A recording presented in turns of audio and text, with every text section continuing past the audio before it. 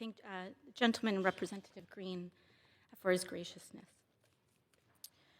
Today, the Republican House majority brought to the floor a resolution honoring, quote, honoring the life and legacy of Charlie Kirk. Charlie Kirk's assassination was a horrific and vile attack and incident of political violence.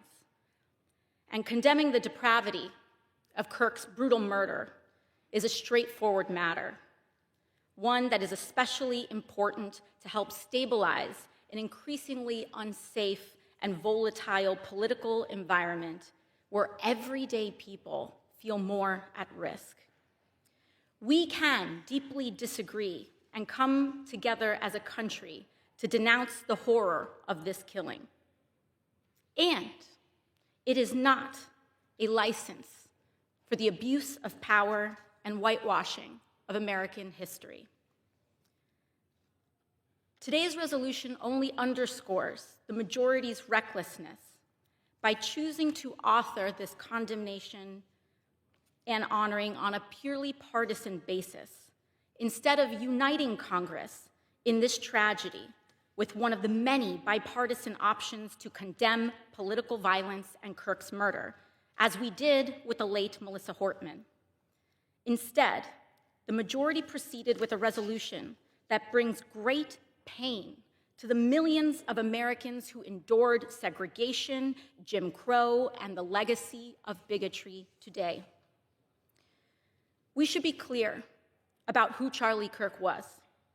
A man who believed that the Civil Rights Act that granted Black Americans the right to vote was a mistake, who after the violent attack on Paul Pelosi claimed that, quote, some amazing patriot, unquote, should bail out his brutal assailant, and accused Jews of controlling, quote, not just the colleges, it's the nonprofits, it's the movies, it's Hollywood, it's all of it, unquote.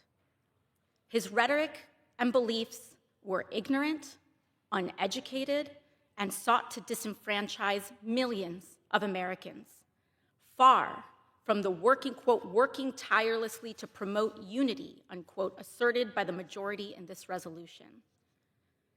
It is equally important that Congress does unite to reject the government's attempt to weaponize this moment into an all-out assault on free speech across the country, all in the name of Charlie Kirk. President Trump and the FCC are now cynically threatening to shut down ABC and any outlets who give airtime to the administration's political critics. This is a disgusting attack on the American people and the very First Amendment rights that define us as a country. It is also the ABC Corporation's responsibility to refuse to embolden and participate in this corruption and escalation of censorship. We continue to pray for Mr. Kirk's family and loved ones in the wake of this terrible act.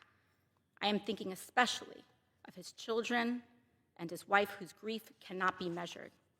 And with that, I yield back to the gentleman. I bid the lady good day and would